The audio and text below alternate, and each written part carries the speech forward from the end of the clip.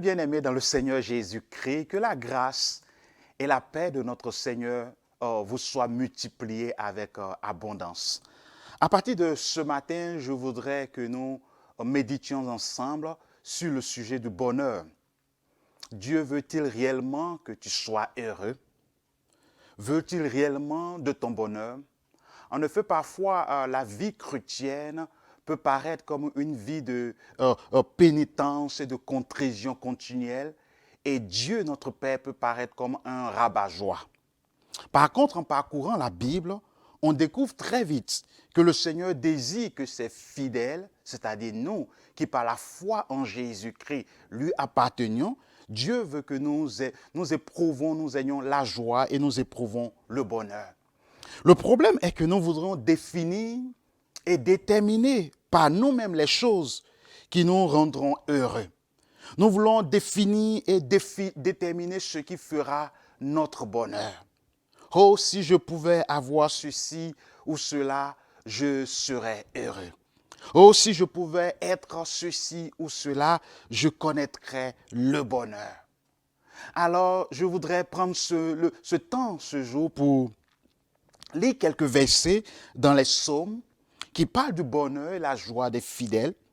Et ensuite, dans les jours à venir, réfléchir sur ces versets, ces passages des psaumes.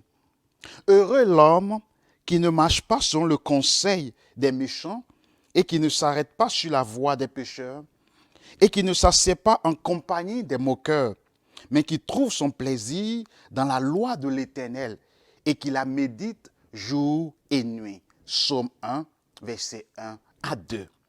Heureux ceux qui cherchent en l'Éternel leur refuge. Psaume 2, verset 12. Et cela est réaffirmé en Psaume 34, verset 8.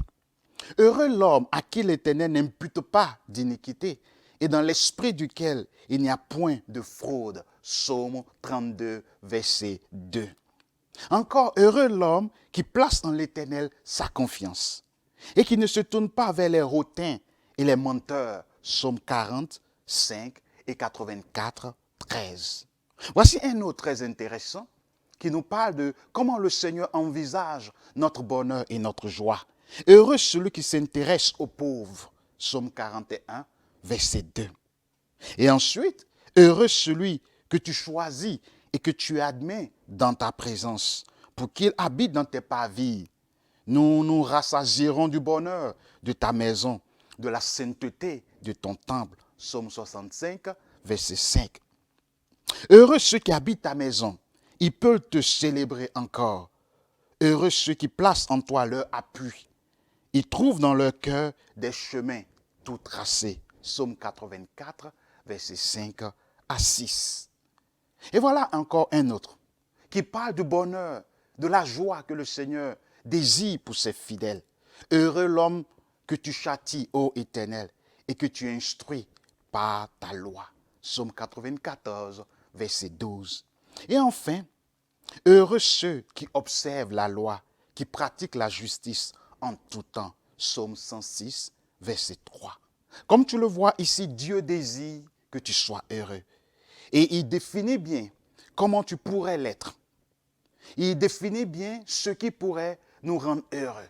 Pas toutes choses, mais certaines choses. Et dans les jours à venir, nous voudrons prendre le temps pour réfléchir sur ces quelques versets, plutôt parmi ceux que je viens de lire.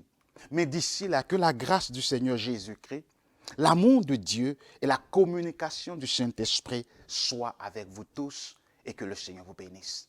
Amen.